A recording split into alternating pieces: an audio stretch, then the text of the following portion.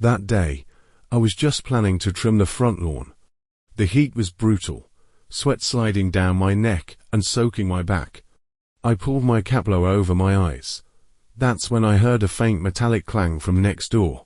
I turned and saw our new neighbors, a middle-aged couple who had just moved in. Their garage door was open, the light inside flickering. The woman was crouched down, picking something up. I gave her a polite nod, thinking I'd take the chance to say, "Hello. Hey, need a hand?" I took a couple steps toward her.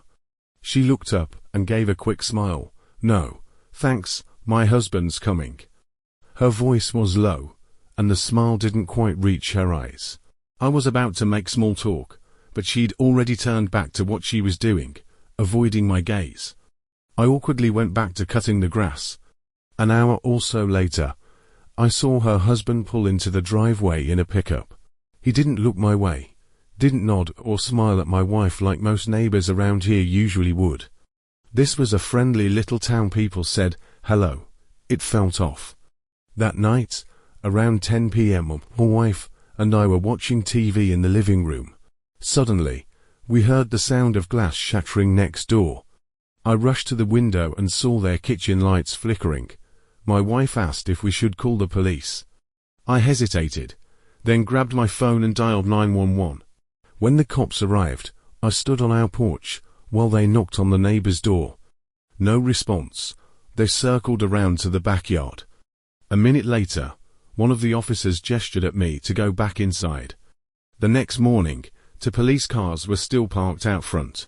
As I stepped outside, I saw the woman sitting on the porch wrapped in a blanket, talking to an officer. Her eyes looked hollow. I stood there for a bit.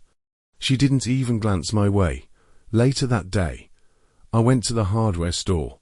On the way back, I saw an ambulance parked in their driveway. Something was being wheeled out under a white sheet. My stomach dropped. I stepped a little closer and saw it was the man. His feet were still sticking out from under the cover. In the days that followed, strange noises kept coming from that house. Like footsteps late at night, or pipes knocking constantly. My wife got spooked and suggested we move. I told her to give it a few more days. That maybe it was just the house settling. On the 3rd night, I heard something again. But this time, it wasn't from inside, it was coming from the backyard. I quietly opened the back door and stepped outside. The woman was standing by the fence that separated our yards, gripping the top rail, staring at me without moving. "Are you okay?" I asked softly.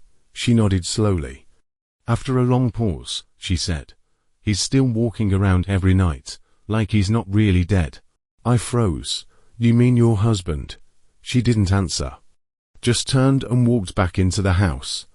On the 4th day, the house went quiet, completely silent. The police came again. This time, it was because the woman had been found dead in the kitchen. They said it was suicide.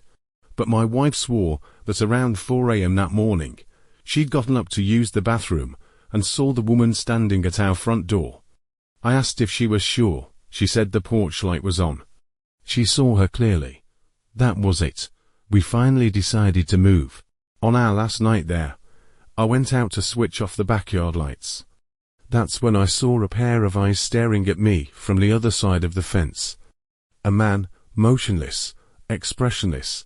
I opened my mouth to say something, but he was already gone. I don't know what I saw, but I know one thing for sure: I'm never going back to that place.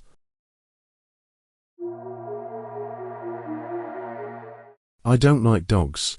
Jenna's golden retriever always wandered into our front yard. Sometimes I'd be watering the plants, and it would squeeze through a gap in the fence, tail wagging as it ran toward me. Jenna was a single mom, mid-30s, with a 5-year-old daughter named Amy. She'd always come over smiling to retrieve the dog, apologizing without the slightest trace of worrying on her face. One night around 9 p.m., I was doing the dishes in the kitchen when I heard a knock at the door. I dried my hands and went to answer. It was Jenna. She looked a little anxious. "Have you seen my dog? He ran out the back door and hasn't come back." I shook my head. No, but I can help you look. Really? Thank you so much. Her voice trembled a little. I put on my shoes, grabbed a flashlight, and we walked around the neighborhood searching. We spent a good half hour checking alleys and the park nearby. Nothing. She kept calling the dog's name and making calls on her phone, but no one ever picked up. I asked who she was calling. My brother, she said. He sometimes takes the dog out to play. The next day, I saw the dog back, sitting on her porch, fur filthy like it had rolled in mud. I thought about going over to say something, but no one answered when I knocked. I tapped twice. Silence. 2 days later, I saw Jenna digging in the yard, hard, like she was dealing with something unpleasant. I walked over and asked if she was planting anything. She paused, looked up at me, and said, My daughter wanted to grow flowers. I smiled. Amy's got a good imagination. She didn't smile back, just kept digging. That evening, I saw her daughter sitting by the window, arms wrapped around the dog, completely still. I waved at her. She didn't react. About a week later, the police stopped by. Didn't stay long. I didn't dare ask what had happened. Then one afternoon, while bringing in the mail, I found an unmarked envelope in my mailbox. Inside was a single sentence. She's not what you think she is. I turned and looked at Jenna's house. Her curtains were drawn tight. That night, I couldn't sleep. Around 2 a.m. I heard a dog barking outside. I went downstairs and opened the back door. Jenna was standing by her back door, talking to the dog. You shouldn't have run off. You'll ruin everything. The dog hung its head, tail drooping. Something about the scene felt deeply wrong. The next morning, I saw a torn-up doll by the trash bins. Its face was shredded. I recognized it. It was Amy's favorite toy. I went over and knocked. No answer. Just as I was about to leave, the door suddenly creaked open. It was Jenna. Her eyes were vacant. One hand kept the door mostly shut. Can I help you? I saw Amy's doll by your trash. She doesn't want it anymore. Jenna shut the door before I could say another word. That night, I dreamed the dog was sitting at the foot of my bed, unmoving, staring straight at me. That wasn't a normal dream. I woke up with my heart racing. Something was wrong. Very wrong. I called the police. They came the next day, asked a few questions, then went inside her house. After more than an hour, they came back out, pale-faced and shaken. They had dug up Amy's body beneath the flower bed in the backyard.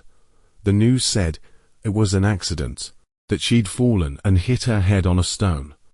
But I know it wasn't. I know that dog ran away that night, because it was trying to get help. I don't know if I believe in instinct, but some things you can't see with your eyes alone.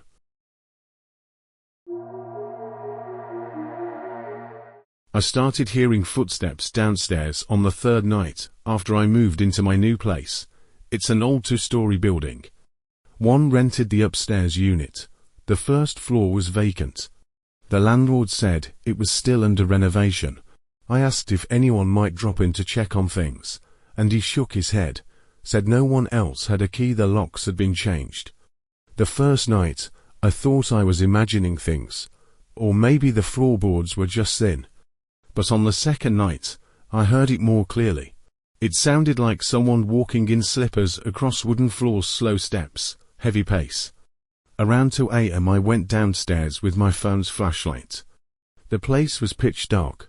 The doors and windows were shut tight. I didn't see anything strange. On the 3rd night, just as I lay down, I heard a soft clinking sound coming from the downstairs kitchen, like someone tapping a bowl. I stayed still, listening for several minutes, until the sound stopped. Around 3 a.m. it started again. The 4th day, I asked the landlord to come check it out with me. He brought a locksmith and a flashlight. We went down together and checked every door and lock. Nothing looked out of place. I asked if anyone had lived there before. He hesitated for a moment, then said the building used to house elderly residents. 10 years ago, a fire destroyed most of it. Only this section had been rebuilt. I asked if anyone died in the fire. He said he didn't know, said most of the records were lost. I didn't sleep that night. At around 1 a.m, I heard a soft knock on the door. I walked over and looked through the peephole. Nothing. I didn't open it. 5 minutes later, the knock came again, this time louder. I yanked the door open, but the stairwell was empty. I locked the door tighter and went back to the living room, my skin crawling. Around 2:30, I suddenly heard someone whispering. It didn't sound like it was coming from behind the wall, it was like someone was right by my ear. "You've moved in." I turned around. No one. I turned on all the lights. Nothing. I even looked in the bathroom mirror, wondering if I was just as stressed out. I couldn't bring myself to go back to bed. I sat on the couch and waited for daylight. The 5th day, I went to a cafe in town and asked some of the older folks if they knew anything about the building. One old woman sitting by the window turned pale when I mentioned the address. She said an old lady used to live there. Every morning at 4, she'd get up to make breakfast. She always wore soft cotton slippers, quiet, but the floor still creaked. When she died, she hadn't made it out of the fire. They found her in the kitchen corner, still holding a spatula. I asked how she knew. She looked down and said, "I used to be her neighbor." After I got home, I turned on every light, but even that didn't stop the sounds. That night, exactly at 4, the kitchen light turned on by itself. I walked in and saw 2 pairs of slippers on the kitchen floor. One pair was mine. I clearly remembered putting them away before I left that morning. The other pair, I had never seen before. I took a step back, ice in my spine. Then I heard those familiar footsteps coming up the stairs, 1 step at a time. I didn't wait for them to reach the top. I ran out the door, didn't grab my phone, didn't turn off the lights, didn't even put on shoes. I never went back. After that day, I moved again. Now I only live on the 1st floor,